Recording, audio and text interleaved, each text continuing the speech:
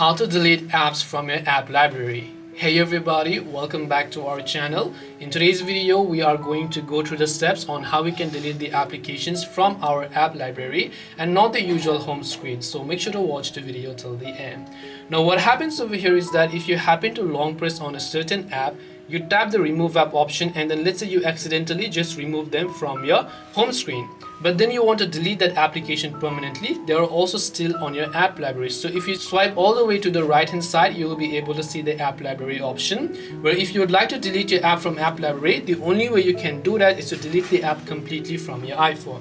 So you can go ahead and search for the certain application that you were trying to delete, long press on that app over here, and once you have done that, you should be able to go ahead and then tap the delete app option to just tap the delete button and then make all the necessary changes.